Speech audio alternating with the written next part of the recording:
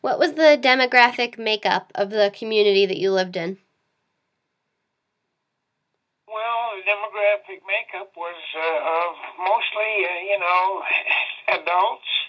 They were all adults and children, and there was very little in between. And they were all, of course, white. There were no ethnic populations at all. There were no blacks. There were no, ethnicity or anything like that. They were all white. They were all elderly, or they were children. And I don't think I ever saw a black person in my life until I was, maybe 12, 13, 15 years of age. Wow. Okay. Next question. What were the most popular jobs that people had? The most popular job people had was working, it was like cutting wood for pay. Cutting wood, I'll say another thing, cutting lumber.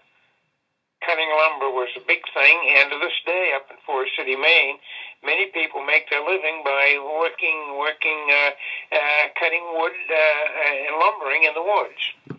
And the other was the service industry, that is, taking care of summer people. Summer people would come in from New York and Washington and Philadelphia and so forth, and they had lots of money, and they owned an island or beautiful summer homes, summer camps on the lake, and that was a great source of income for many people, including my father, who worked for these people in the summertime and raked and helped for, putting the ice in the refrigerators, doing chores,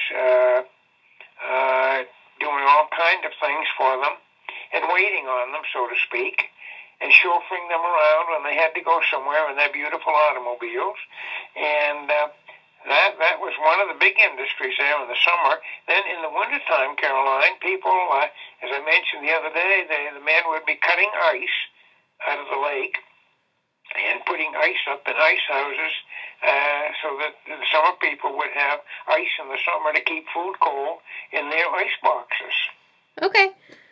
There was no manufacturing or factories where I grew up or anything like that. Didn't Grammy tell me once or something that there used to be a tannery? Oh, yes, there used to be there was a tannery there, but that was long before my day. Oh, so that was already closed up and everything? Oh, that had already closed up. It had left town, and the remnants of the tannery are still there. And I know something about the tannery, but the tannery was in the days of my dad. Oh, okay. Okay, then. And long before my day there. Okay. So next question is, how did your family's economic status affect your lives? Well, we were poor, but everybody else was poor. And we had a big garden in the summertime and raised all kinds of vegetables. We had plenty of apples from apple trees. They were very good apples.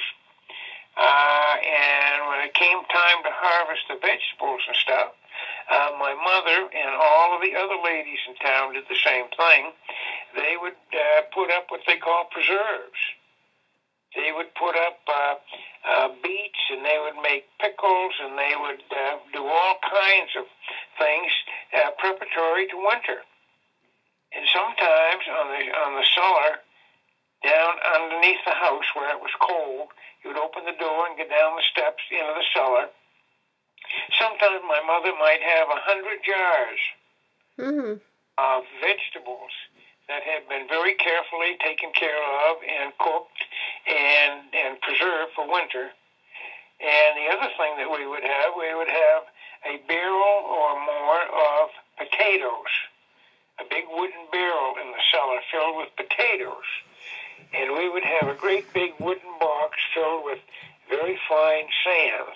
And in the sand, we would put many bundles of carrots. We would clean the dirt all off the carrots and cut off the tops of the carrots. And we would put the carrots in the sand, bury them right in the sand. And all during the winter, in the long, cold months of winter, we could go down cellar. My mother would ask me to go down cellar and get a half a dozen potatoes and bring up some carrots, please.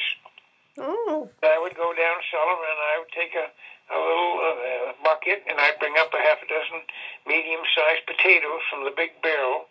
Of course, it was very cool down there because it was a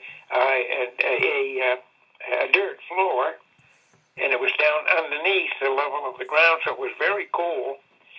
And I would paw around in that big sandbox, and I'd get some carrots in my hand. I'd shake the sand off, and I'd bring that up. So, you know, we didn't have a store to go to buy groceries and so forth. And then my father would usually he would buy a half of a cow.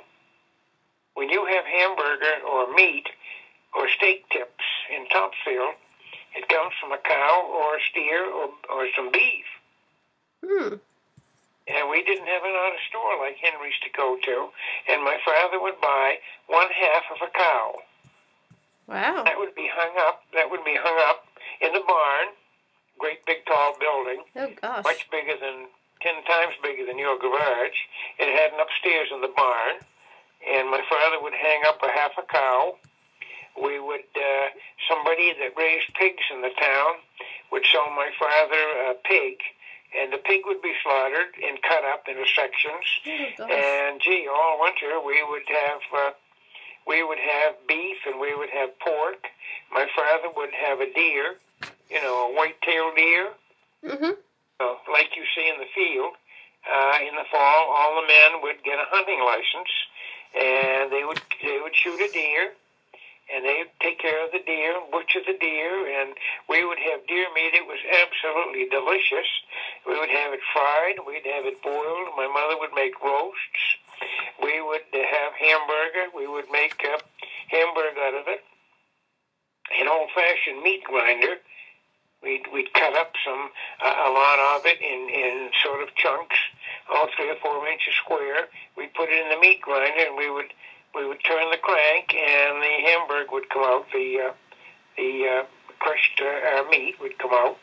So we get along very well. But economically, we were poor, and everybody else was poor, and we had a wonderful life, Caroline. Okay. I can't think of anything that we wanted for. Well, it's a very good answer. Okay. Were there any significant historical events that impacted your community? Any historical events? Yeah, that impacted your community. Well, yeah, World War II came, but that was historical around the world. That was a big deal, of course. How old were you when that came? What year? How old were you? I was 12 years old. Oh. I was with my father the day that we heard on the radio that the Japanese had bombed Pearl Harbor, and thus World War II had begun. Oh, wow. And that was in December 7th, 1941. So did your dad and like all the other men in the community, did they have to go out and fight? Oh, yes, they did. Yeah, the whole community was involved, and those that were of age had to go in the military and fight and so forth and so on, and so forth. And after that, that's when people that were too old to go to the war went into the war effort and worked in factories building ships and planes and guns and machine guns and all kinds of things. That's when my family moved down to Bath, Maine, and my father went into the shipyard helping to build Navy destroyers. Wait, I thought you lived in Forest City. Wait. Pardon? I thought you lived in Forest City. I did. We lived in Forest City. Grew up in Forest City. When I graduated the 8th grade in 1943, my family moved to Bath. Oh, okay then. My father worked in the shipyard and so forth. And we hated to take the time away from things that we were doing to simply, have to get dressed up and go to church. And in those days, you didn't wear dungarees to church. You wore what we called good clothes.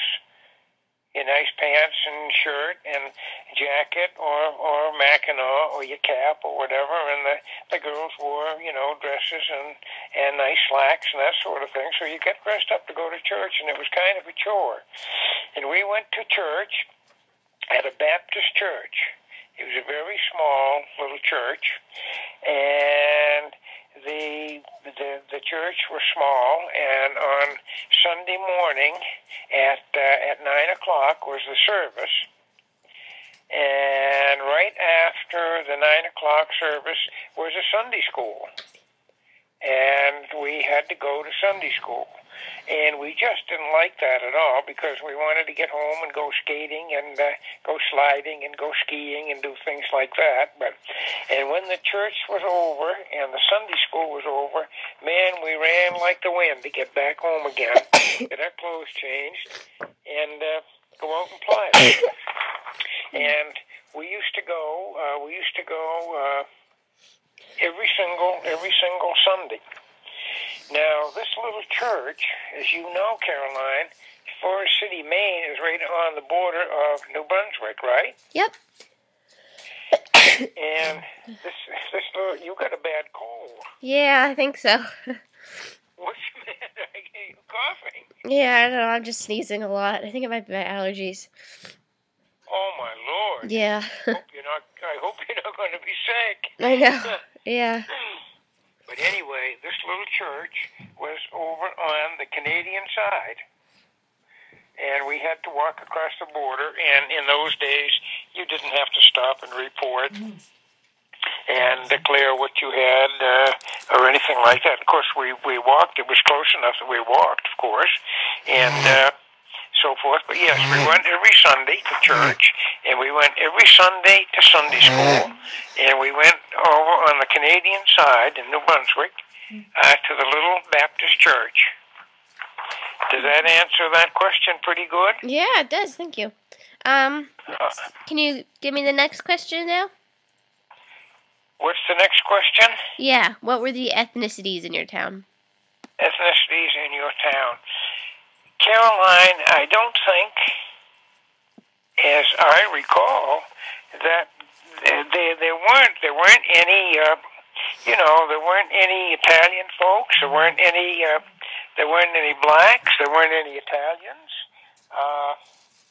There certainly weren't any Jewish people in our town.